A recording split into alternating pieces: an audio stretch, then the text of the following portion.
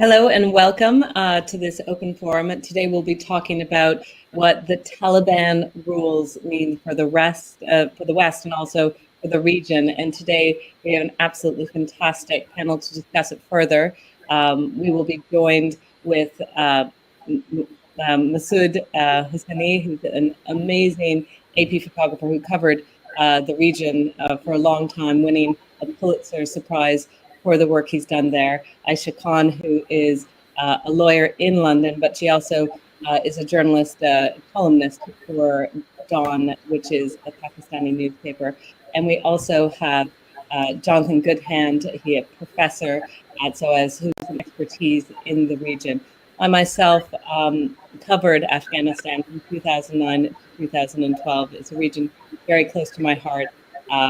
So let's kick it off with Masad to find out exactly how he feels this complete turn with Taliban rules that happened so suddenly means to the region. Hello, everyone. My name is Masood Hosseini, and I'm from occupied Afghanistan. This is the trend and the campaign that we are. Well, from long time ago, actually, we were trying to let the West and NATO and the allies know that to stop terrorism, to stop all this insurgency, they should go and find the main route for it and stop those, and bomb those places that these terrorists are being trained to kill innocent people, and not only in Afghanistan, in everywhere in the world. But unfortunately, nothing happened, and nobody listened to us about this. And that's why we reached in this time, in this situation. Every day, people of the world just see what we post in social media. And there might be few people around the world to see that how we are tortured, to see all videos and all those killings, burning houses, displacing people are, torture us. Unfortunately, our media and our freedom of speech was one of the best example in the region. Now is one of the horrible situation for the journalists, and nobody knows what will happen to many of them who are being hiding themselves in any places in Afghanistan. So the yeah, Kabul was fallen in 15th of August. I had a plan B actually to get out of Afghanistan, and it was kind of probably I can say it was a good luck that I could escape the same day which Kabul was fallen. But after that, from after 15, everything is being changed. Everything changed dramatically, and whatever we did in 20 years is being destroyed and is destroying in front of our eyes. And many organization that we made for democracy in Afghanistan right now is ruined. Our army is ruined, our police is ruined, our security is ruined, our dreams are ruined. A lot of girls and boys who were completely honestly active for Afghanistan, for peace, are trapped in the country right now. And in a really horrible situation, I and anybody else who's out of Afghanistan try to at least mobilize the Western's mind to find a way to help them.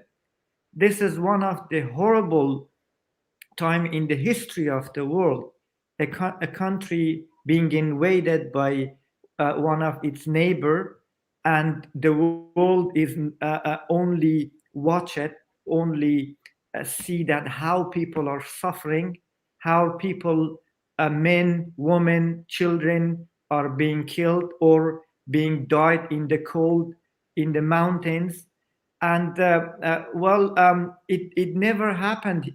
I mean, this situation before in the world, actually, that a government with all means and all weapons being given up to a terroristic group, which in the history of themselves in these 20 or 30 years, war, they were just killing people, they were just enjoying torturing people, they just enjoy beheading people, and enjoy bombing everywhere, even maternity hospital. And now it's too shame. It's so shame for every one of us, for Western countries, for NATO, for the US, for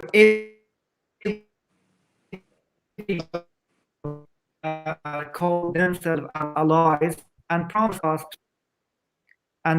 us that to save and keep our security and country. It's a too and big shame right now that one of the really horrible and wild terrorist group captured all weapons and all money and everything that a government had, and became the worst and the most powerful terroristic attack in the world and in region. Thank you very much, Masood. You spoke very passionately. A bit of what you mentioned for maybe people who are not so familiar with Afghanistan is the concept of being invaded by your neighbors. And so for a bit of context, the Taliban movement has been funded or always had a close relationship with Pakistan. And I'd love to get more perspective on that influence, that neighborly influence, and also the history from Aisha Khan, who knows the region well. What is your take on the history, but also the region and how it affects this Taliban rule? Thank you, Mandy. I think if as we wrap our heads around what has happened in Afghanistan recently, it's important to rewind a bit and go back maybe to the late 70s. And by 1979, the Soviet Union had sent in thousands of troops to have taken over Kabul politically and militarily. And this was really the first time that the Soviet Union had entered a country that was not part of the Eastern Bloc. So it became a watershed moment for the Cold War, and naturally alarmed the US and its European allies. And as a result, they began to arm an Islamic insurgency. At the time, these Islamic insurgents were called the Mujahideen, which basically means holy warrior, fighting for a just cause. And the idea that the Mujahideen were fighting off a godless communist enemy was wholly encouraged by the West and aided by Pakistan and Saudi Arabia. And when the first Afghan war that lasted about 10 years, from about 79 to 89 ended, Moscow retreated after that. And as Hillary Clinton once said, it could be argued that that was a good investment for the West. We went from a world that was dominated by two superpowers to a world that was dominated by only one superpower.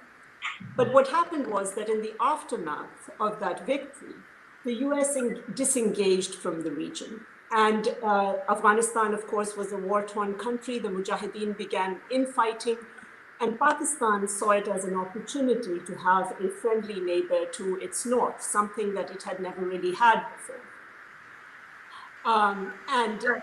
Because previously, Afghanistan had always kind of expressed an irredentist claim to certain areas within Pakistan, which were Pashtun areas, and had not really recognized the Durand Line as a border, and this had always bothered Pakistan.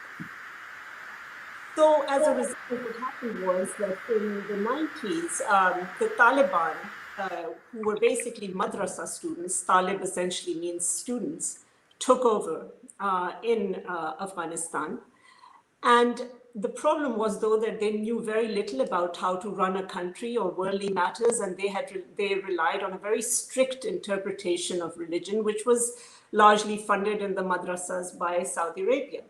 And as I said, the US had completely disengaged from the region and only really started paying attention to what was going on once they realized that Arab dissidents like Osama bin Laden had also gained sanctuary in a Taliban-run Afghanistan, and they had begun to attack US interests. So first we saw the US embassy bombings in Tanzania in 1998, followed by the USS Cole attack in 2000. And then, of course, when September 11, 2001, the World Trade Center attack happened, that just basically changed our world. And then President George W. Bush went into Afghanistan, basically, you can say, for retaliation or revenge. I mean, the idea that the US went into Afghanistan for altruistic reasons is, of course, completely false. There was actually a really good article in the Washington Post by Carlos Lozada recently, and if I can quote him, he said that 9/11 weaponized patriotism and legalized savagery. So the US, when they went into Afghanistan, I recall that the term that was used by the Pakistani establishment was that it was behaving like a wounded regard for human dignity or life. And I don't think that characterization is completely off the mark. And Pakistan found itself in a very difficult position, compounded by the fact that Pakistan was under military rule at the time. And I think it is very important to point out that both times when the US went into Afghanistan, Pakistan was under military rule. And both dictators, General Zia before and General Musharraf later, used that military alignment with the US to legitimize themselves internationally. And they were really successful at it, worked really well personally for both of them. But what happened the second time round was that the US and Pakistan found it difficult to see eye to eye on many things, and Pakistan was finding it very difficult to cut off the links that it had with the Taliban. And the US, of course, was serving ultimatums like you are with us or against us, also not behaving in the most reasonable or rational manner. So obviously, and once the US went in, the Taliban weren't much of a match militarily for the US Army, and they were unseated pretty quickly. But then the war went on, and it went on for 20 years, and there was money to be made by defense contractors, and Afghanistan essentially became a war economy, even though Barack Obama always referred to it as the good war. I mean, we heard that for 8 years. But I think if there's a lesson to be learned from this, it's that democracy and enlightenment must be homegrown. And one cannot really rely on foreign powers to deliver these goodies. But I think now, recently, with the events that have happened, it's very curious the manner in which the US has departed from Afghanistan. They did not even give Ashraf Ghani's government a seat at the table. They negotiated directly with their foes. Had about 4,000 to 5,000 prisoners, Taliban prisoners released. This was all part of the Doha Agreement. Even asked Pakistan to release Mullah Baradar. But now that the Taliban have taken over, they don't want to recognize them until they demonstrate change. And I find this to be a very odd position, because as a woman vested in the region who's been following events, I have no faith in the Taliban changing their ways. So there was actually a really interesting piece by Kamran Bukhari in the Wall Street Journal recently, which I agree with, when he says that the entire appeal of the Taliban stems from their ideological puritanism. And once you take that away, what's left? And then groups like ISIS-K will have to fill the vacuum, as we are already seeing. The last attack, as the US was leaving, was claimed by ISIS-K, in which US Marines died, but also 175 Afghan civilians died. So I really don't know what the US and its allies were thinking when leaving. And I mean, it seems like this departure has been completely unplanned, and the main driver for it has been domestic war weariness. But in terms of what it means for the region, I mean, I have a lot of trepidation, particularly as a woman of the region, because I think what happens in Afghanistan will inevitably spill over to Pakistan. So our fate is tied. The way I look at it, we share a huge border. We have tribes that straddle either side of the border. We have had 3 to 4 million Afghan refugees. So, I mean, I don't. I'm not very optimistic for the future. There are talks about China jumping in to help the Taliban, but I don't know how that would basically mean from going to reliance on one foreign power to another, which means that Afghanistan remains a rentier state. And unfortunately, when a state is war-torn and when it is weak, other countries take advantage of it. And I think Pakistan has been one actor which has played not a positive role in Afghanistan, but so have other countries taken advantage of Afghanistan's weakness and the fact that it has had to undergo 40 years of war. However, I'll just end with this last point. I think what I find really inspiring, the only thing that I find inspiring is the way that the Afghan women have very courageously tried to stand up to the Taliban. And I really, my heart goes out to them. And recently, there was a poll conducted in Pakistan where people were asked, how do you feel about the Taliban takeover in Afghanistan? And it's very interesting that the men, and between the men and the women, there was a 20-point differential in how they viewed the Taliban takeover. And I don't think there's ever been such a large gender divide in Pakistan on any other foreign policy issue previously. So the men, 58% of them were looking at it positively, but for women, only 36%. So I really hope that we can have some kind of transnational women's rights movement in the region with Afghanistan, Pakistan, possibly Iran joining in. Fantastic. Thank you. That's a lot of historical context for all us to understand how Afghanistan ended up the way it has.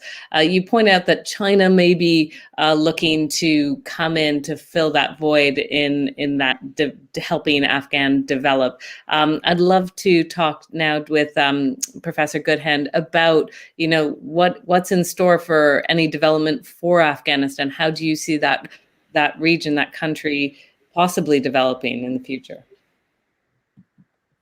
Thanks very much, Mandy. So, first thing to say is I'm not an international relations scholar, and all my research in Afghanistan has been looking at the domestic and regional political economy.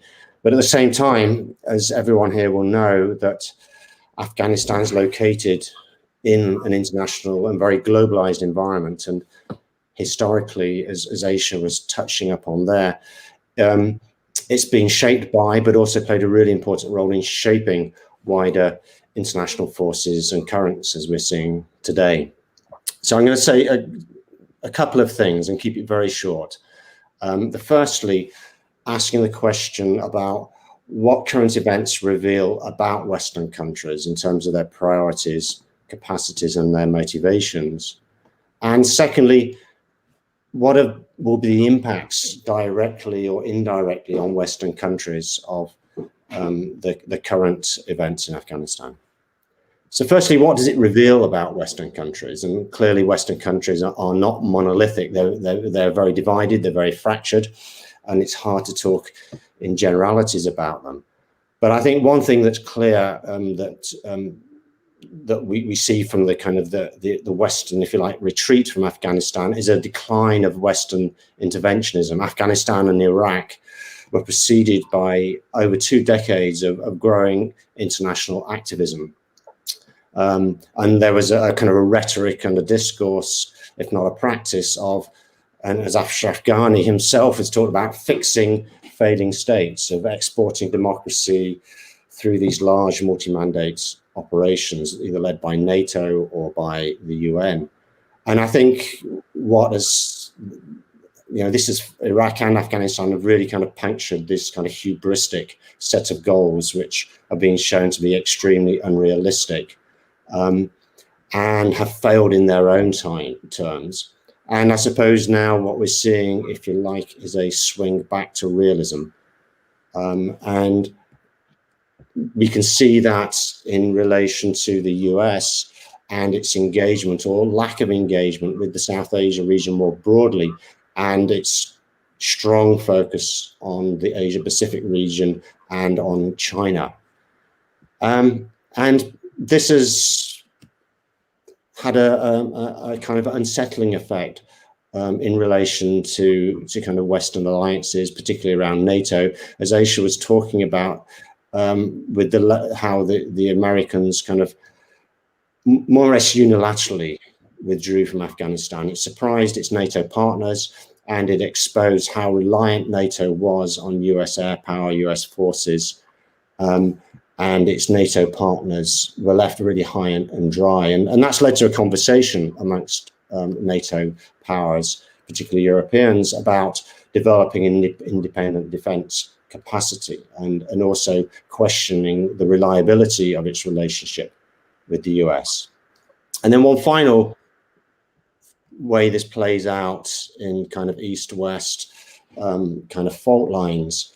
In the countries I'm looking at in my research, like Nepal, Sri Lanka, Afghanistan, Pakistan, the governments are looking east and west simultaneously. And many of them will now be asking themselves questions about how reliable the US is as a partner, and whether China is a more, as they like to call themselves, an all-weather friend, a more reliable ally. And so it's going to play into those kinds of thinking and strategic thinking amongst domestic governments in the region. It's more complex than simply a switch to China. China doesn't perform the kinds of roles that Western funders have been providing, but it certainly will play into the calculations of domestic governments in the region. So the second part of the question I wanted to ask about is what are the impacts on Western countries? And at the moment, in many ways, it's too early to tell. We don't know what kind of regime is going to emerge, although we can, there's quite a lot of strong indicators about what kind of a regime it will be. We don't know how Western actors are going to respond, and this will also affect the impact or the blowback effects of a Taliban government on Western powers. But Afghanistan was originally invaded on this premise of a kind of war on terrorism, although, as we know, I should just mention, revenge was a kind of, in many ways, a driving force. There was a discourse that it was about addressing terror, but it was also about addressing the problems linked to a failing state, which it was exporting public bads in the form of terror, in the form of drugs, in the forms of refugees, a realization that these things could not be quarantined, they had to be addressed at root. And state building became this kind of catch-all solution to addressing these public bads. We know that state building is well and truly failed in Afghanistan in terms of the Western project. And there seems to be very high potential for the situation to deteriorate in terms of these kinds of, if you like, negative externalities that impact directly on the region, most directly on the region, but also on Western countries. So I guess I'm not going to elaborate on this now because time is short, but maybe in the questions. But terror, there's clearly major questions about whether what's happening now is a source of inspiration to jihadists internationally, and whether the Taliban will have the capacity and the wherewithal to deal with IS, which clearly in some ways is a sworn enemy of the Taliban, but there are also multiple other groups, including IMU, TPP, and so on, and which could have blowback effects within the region and beyond. Secondly, the thing that I work a lot on is the drug economy, and the underlying drivers of that drug economy, the bad governance, conflict, and humanitarian crisis and chronic poverty, those are still very much alive and are not going to be addressed in the near future. So we can expect to see a growth in an expansion of the drug economy with effects for the region and for Europe and Western countries and beyond. And thirdly, there are these interlocking humanitarian developments, financial and security crises going on in Afghanistan, huge number of internally displaced people, a growing number wanting to get out of the country. Now, the immediate impacts will be on the region, on particularly Pakistan and Iran. Western countries have made positive noises about burden sharing, but that's to some extent rhetorical and certainly not proportionate to where the burden is primarily shared by countries within the region. And as we know, in the UK and many other Western countries, there are very strong anti-immigration kind of discourses, which will not go away and were stirred up by Brexit, and we can expect to see a limited tolerance for large outflows of migrants if that context eventuates, as it likely will. Finally, talking to Afghan friends and colleagues on the ground, it's very striking to me that Afghans are also going through a realignment and a rethinking of what they expect and what they hope from the West.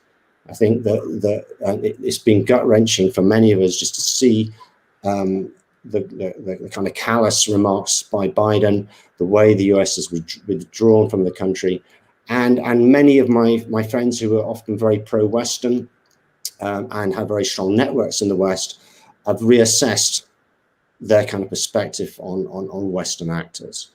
And there's been a realignment going on, a kind of rupture in people's expectations towards Western countries. So I'll finish there. Lovely. Thank you. That's a lot to think about, Jonathan. I just wanted to pick up on one of the things that you said, just to help the audience, perhaps, because it's a question that I've got a few times, is why the Taliban and ISK are not friends and dislike each other so much. And the best way that I could describe it, and I'm happy for anyone else to jump in, but really Taliban were from the region. They very much saw themselves as sons of the land and really the protector of invading forces. That if that was their PR campaign, they were very much looking within the Afghan borders. They didn't have an expansionist view. IS is looking to create a caliphate. A lot of their followers come from all over, and they do have that expansionist worldview. But just to help our viewers kind of understand that difference and the Taliban's kind of vision of Afghanistan, I'd love to hear Aisha's view on those two different forces that are competing for rule over Afghanistan. Of course, either Masood or Professor Goodhand as well. Well, and I add a small comment to that I think the Taliban see themselves also now in a position of having, making the government and ruling. And so there is some degree of pragmatism, of course, which comes along with that, with the allure of power. Which I think for ISIS-K at the moment, that is not really a consideration. Fantastic, thank you. I also, earlier we've heard, sorry, Jonathan and Masood, do you have any other thoughts on that? Well, I just want to give some kind of background between the difference between Taliban and IS. Well, first of all, the base of their beliefs are different in ideologic and in branch of Islam's, actually different branch of Islam. So Taliban mostly majority are Hanafi, and Hanafi religion, and also according to the Afghanistan history.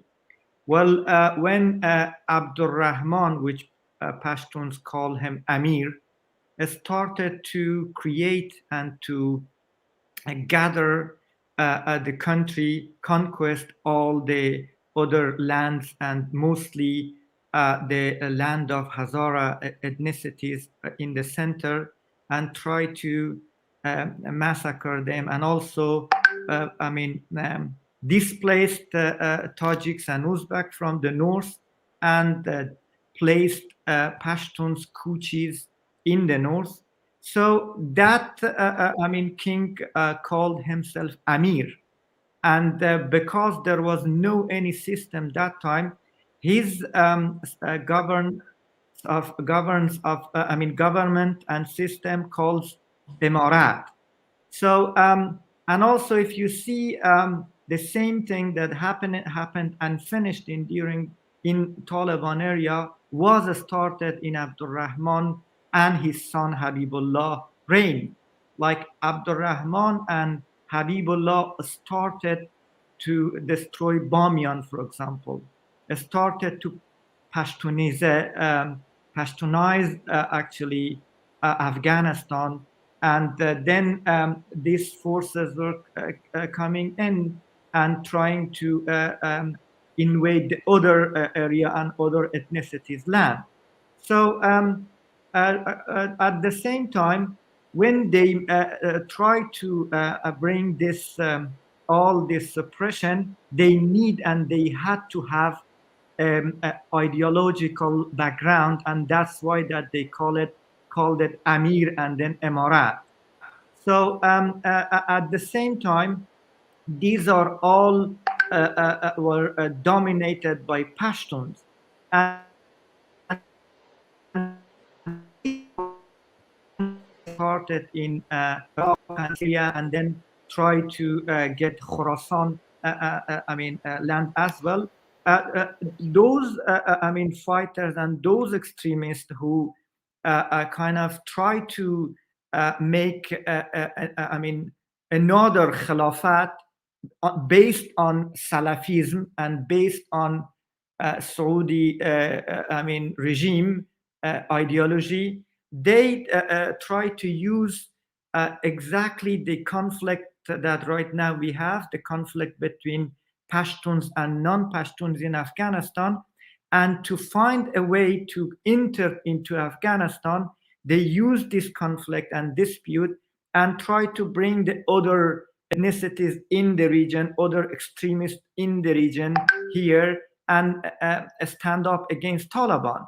And that's why that if you go closely and see and study about the IS, mostly the leaders of IS in Afghanistan are from Central Asia extreme groups like Uzbeks, Turks, Kazakhs, Uyghurs, and Chechens. So this is the big difference in the this region right now. But the one who's kind of like got the power right now is Taliban, which are using two base, ethnicity and Hanafi religion. But this is what we always try to warn the world and the region, that the war never will be finished, even if Taliban take it, because there will be another resistance against them and based in another difficult and more dangerous ideology, which will even make this Central Asia, China, India, Kashmir, some part of Iran and Pakistan more insecure. So this is two different, idea right now, which is kind of trying to compete each other to get Afghanistan on their hand. Thank you very much. That was a pretty forensic deep dive into the difference. I wanted to pick up on something that Aisha said. She when we're going through that history, you did mention the U.S. funding the Mujahideen. It was a great, fantastic historical book on the region. Is of course Ghost Wars. It really speaks of the CIA funding of that. Do we think the U.S. will be involved in any way of those resistant groups like the Mujahideen, or do you think they've washed their hands? That's very difficult for me to say because I'm not privy to the and what the insiders and the government are thinking. I mean, there are all kinds of conspiracy theories, I suppose, that are abounding at the moment as well. For instance, there's one theory that I've heard in Pakistan, people saying that this, because, you know, it is very difficult to comprehend how you support somebody for 20 years and then suddenly you just wash your hands off and you just hand everything over to the people that you've been fighting for 20 years. So one of the conspiracy theories that I've heard in Pakistan is that this was deliberate because to destabilize the region so that China can't continue with its Belt and Road Initiative. That's one thing that's kind of floating around in Pakistan, but I have no way of knowing what's going on in DC or what the thinking is about continuing to fund some groups or not. It'll definitely be a wait and see. It just seems such a step change from the history of how they worked in the region. We were asked a really interesting question from an actress in India who mentioned that she played an Afghan girl in a role. She very much wants to support the Afghan people, but she doesn't want to legitimize Taliban rule. And she wanted to throw it out to the panel. How can she do so? How can she support the Afghan people, whether through aid, but making sure that it doesn't seem as legitimizing Taliban? I'm an actor. I played the role of an Afghani girl. I stayed in Kabul for about a month. I've heard their stories. I was very touched by their hospitality. I feel connected to the people there. And I genuinely feel that something should be done for them. My question today to the panelists is, how can one help Afghanistan, or how does one engage in Afghanistan without legitimizing the government there, without legitimizing the Taliban rule? It's a great question. Masood, do you have any thoughts on that? Sorry, I had to touch connect my internet, my mobile to power. Yes, there is a difficult time. There will be a lot of confusion because Afghanistan was not ready to accept Taliban, and even Taliban didn't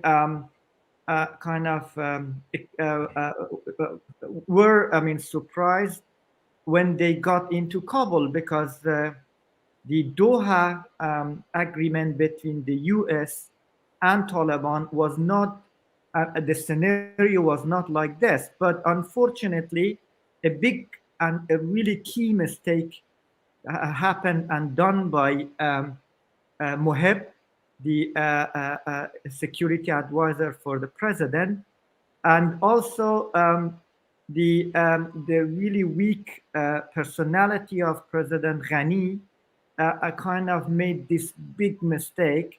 And then Ghani left Afghanistan and Kabul without any, cooperation with the US and other people.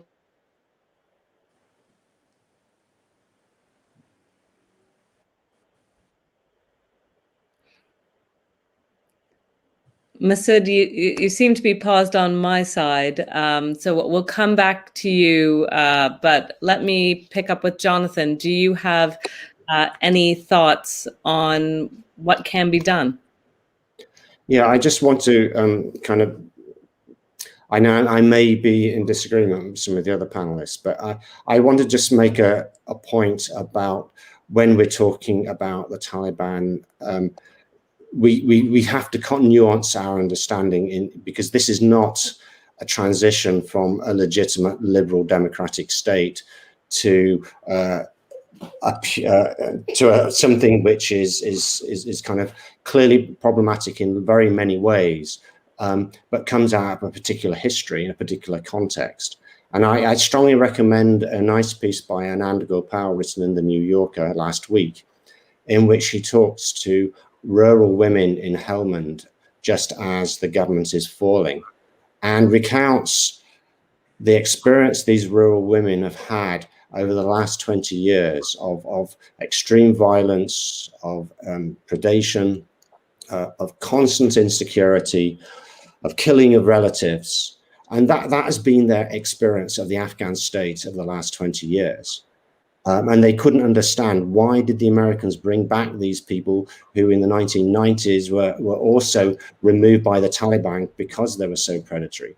Now, this is not to say, to make a kind of, some kind of supportive statement about the Taliban, but I think we need to be aware that the rural areas and the urban areas have very different experiences of the last 20 years.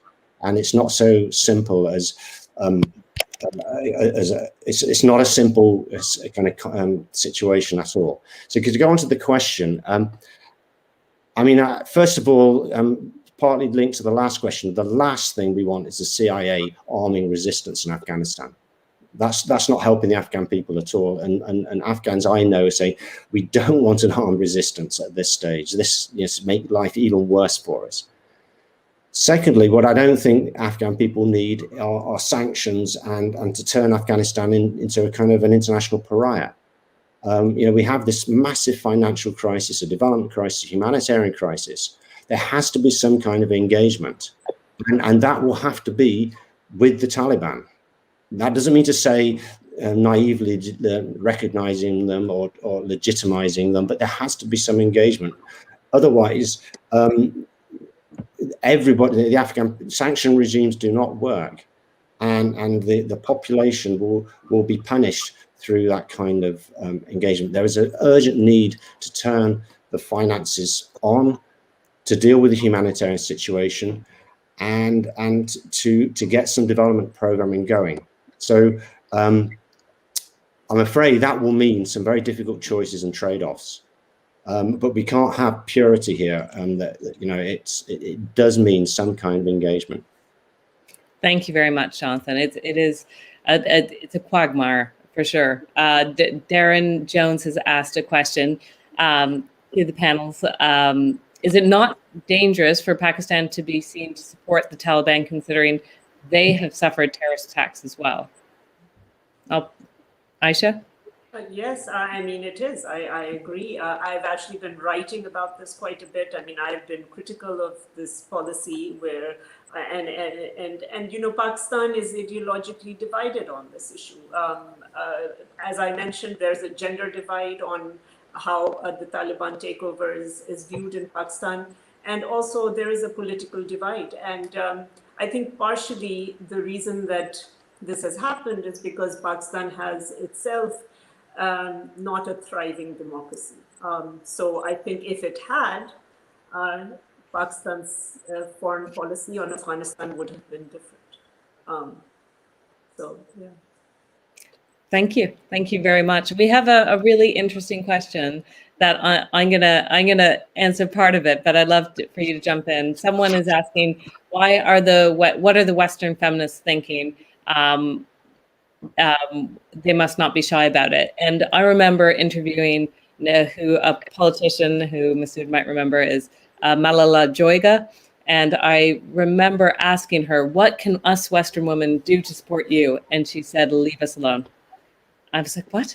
And she said, leave us alone because I might get martyred and that's fine. And another Afghan woman might get martyred and that's fine. But it has to come from within. If you're seen as being supported by or funded by Western feminists, then ultimately they will never believe that we ourselves want this fight. Now, that was just her point of view, but it really made me rethink how Western get involved in women's rights, but then to those who are there, they feel like it ultimately degrades their position. Do you guys have an opinion on how, people in the West can support women without undermining them? Yeah. I think that is a huge issue actually for women of Muslim women in general. That if we try to stand up for our rights, we are branded as Western, although these are not Western values per se. These are international kind of universal values that people should be treated with dignity, with respect, with equality, and one could make the case these are also Islamic values. So I think there is,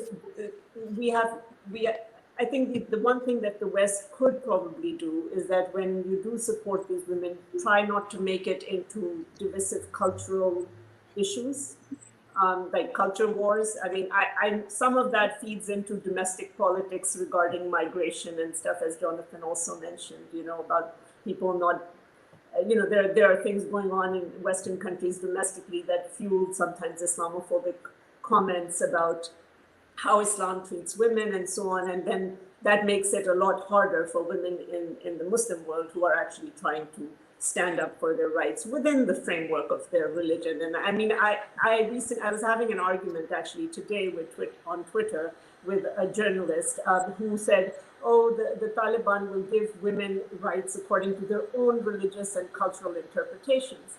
And this journalist was, of course, a Pakistani man. And I asked him, well, don't you follow the same religion? I mean, which religious interpretation? Do you agree with their religious interpretation? And of course, he didn't want to answer that question. He kept dodging it. Because, for me, I have a huge problem allowing the Taliban to speak for my religion, because my religion does not say that you need to keep half of humanity backwards.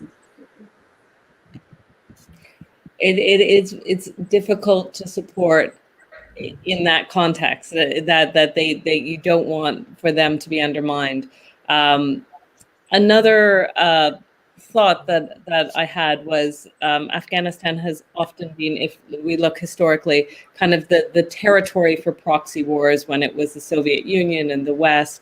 Lots of countries have an interest in having, as you said, Pakistan wanted a friendly neighbor in the north. For Afghanistan, of course, is landlocked, surrounded by many countries, Iran, Pakistan, there's Uzbekistan, Tajikistan, all around them, and China. Do you think Afghanistan can develop itself and create self-rule without the reliance of its neighbors? Can it turn to its neighbors, and does it have any control about how much influence it will have? Let me just add some point here, actually. Well, it's not possible, to be honest. And if we study the history of Afghanistan, any regime kind of had to have some donation from outside the country. And because of, that donation, that they had to accept some conditions for it. So, also, like for the last, one about the women and supporting women in Afghanistan, I just want to mention one thing, that Afghanistan population is not different than anywhere in the world. The situation, the war has only one political side, and this political side is not going to be solved because of 2-3 countries who are making a lot of competition inside Afghanistan. So if the West wanted to solve everything for Afghanistan, the first option was trying to put pressure on Pakistan, trying to sanction Pakistan, not Afghanistan, or do anything with Afghanistan. No. If the West could, secure the borders for 20 years that they stayed, only 20 years, only they secure the Pakistan border. So none of those groups who were being trained in their safe havens in Pakistan could come inside Afghanistan and destabilize Afghanistan. I've been covered wars all along the borders. All along the borders, we have 2,600 kilometers, and I had covered the war all the time from there, from the Wakhan and Nuristan and Konar to Kandahar and Khost and everywhere. I saw and I was witness that the Taliban are coming close to the border by help of the Pakistani army. They have a lot of support from ISI. I could see it from in Nuristan. I could just see it that how they try to use some way that the U.S. military cannot find their route and bomb them there. And they had a lot of technology and machines with themselves, which provided by Pakistan. So everything would be, solved. Women issue would be solved. Security issue would be solved, and the economy and everything would be solved if the Westerners wanted to be honest and do it for Afghanistan, not keeping their, allies as what we call it, their friend, being close to Pakistan in the day that they needed. We call it Roza Mabada. So they didn't want to lose. Yeah, sorry, they didn't want to lose Pakistan, and try to make Afghanistan, which is not. It wasn't a good strategy. Now they lost Afghanistan and they lost Pakistan, and they will be, replaced by China. What can we say this? Thank you very much, Masood. I didn't mean to rush you, but we're getting some great questions, and I want to get as much in as possible in this hour. So my next question I'm going to go to, I'll have Professor Goodhand respond to it. But there are reports that Afghan banks are running out of money. What does this mean for the regional economy and the Afghan people's ability to feed themselves? And that question comes for Christine Nix. Yeah, I mean, we're running out of time, but it's a very good question. One, it's at the moment, gold reserves and IMF, the gold reserves in the US are stuck there. The government doesn't have access to it, the Taliban government, and they also to IMF loans. Getting funding is vital in order to do some of the basic things like paying teachers, healthcare workers, to get the basic services running, and without that kind of finance, the broader population is going to suffer immensely, and there's clearly going to be political pushback against the Taliban as well. One thing that hasn't been mentioned is about the political economy of the region and the fact that Afghanistan is a rentier state. It depends on external resource flows. And this has always meant it's been vulnerable to external meddling from regional powers and also to the agendas of international actors. So there's a big critical question here about how to grow the economy. And so the state has kind of stronger foundations. And one of the big kind of failures of international intervention has been the failure to engage with the agrarian sector and to support agrarian productivity, and also the need for kind of significant infrastructure. But obviously all that is dependent on a level of security. So, you know, the finances of this and the development side is very important for us to be thinking about. Fantastic. Thank you for that. We do have a question on video from a journalist, Ashraf, and I'd love to go to that now. It was the day of Eid, 29th of July, when I was in Kandahar. In fact, Kandahar was completely encircled by the Taliban fighters, and there was a firing going on from the both sides on that day. But I reported from here. In fact, I was the only international journalist, because after the unfortunate killing of Danish Siddiqui, his death, not any international news agency was allowing any photojournalist or video journalist or journalist to move on ground. I in fact said in my reports on India Today on that day that it will not take too much time, that the Taliban will completely control the Afghanistan. And then the people were laughing, not only in India but in fact in the different parts of the world, that how you are predicting that within days or within weeks the Taliban is going to rule Afghanistan. Because I have seen by the eyes what was happening. The Taliban has now complete control on all those sophisticated weapons made in America, vehicles made in America, in fact now aircrafts made in America, and that is a big power with the Taliban. And my prediction was completely true. But I have a question. How much difference you see in the Taliban rule 01 when it was from 96 to 2001, and now when they resumed and formed the government in Afghanistan recently? Did you see some change in the governance of the Taliban, or do you think that it is a just calm period in Afghanistan and uprising will start once again against Taliban in Afghanistan? I think that's a big question many people have. Is this a new Taliban? Is it different from the one that was rooted out 20 years ago?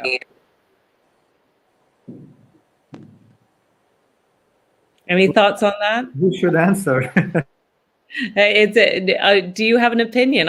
For me, I don't know. I'm not convinced based on covering them for so long that we have a new Taliban. There might be interest in the leadership to appear legitimate, to get the aid donations that they desperately need, because Afghanistan is an aid economy. But do they have the authority and the ability to control the provinces to create a legitimate state? Let me then start. Actually, I hope that I talked short. Taliban can rule Afghanistan by force, but they can never govern Afghanistan. This is a big mistake that Mr. Khalilzad brought to the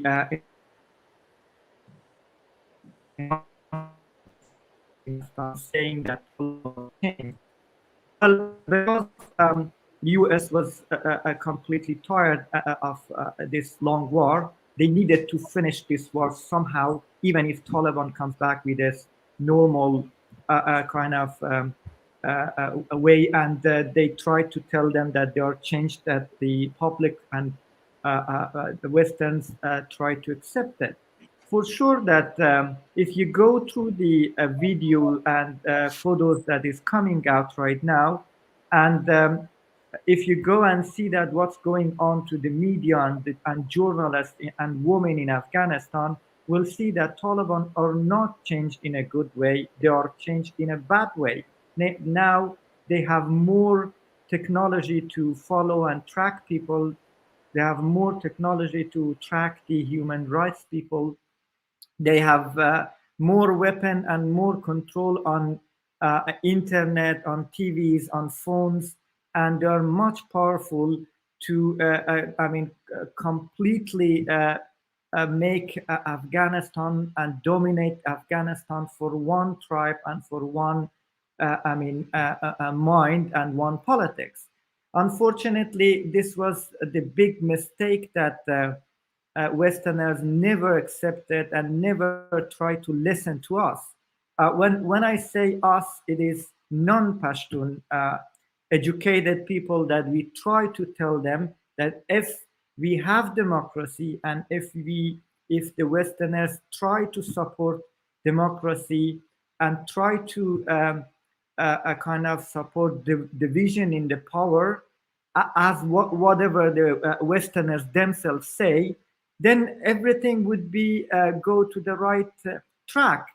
But who killed democracy in Afghanistan that we reach in this time now? The Westerners, because they brought and introduced a democracy in Afghanistan, but they supported fraud in election for 3 times, in 2009, in 2014, and in 2018. They were, supporting fraud in Afghanistan, and that's why that we reached in this situation right now. Masood, I'm going to have to stop you there. We've reached our hour, but it's a very sobering thought that ultimately who killed democracy? It was the West who supported illegitimate elections. We will have to wait and see what the Taliban rule will bring. I want to thank all the guests for this hour today. Professor Jonathan Goodhand, Masood Hassani, and Aisha Khan. Thank you very much. And thank you for all the questions and everyone listening.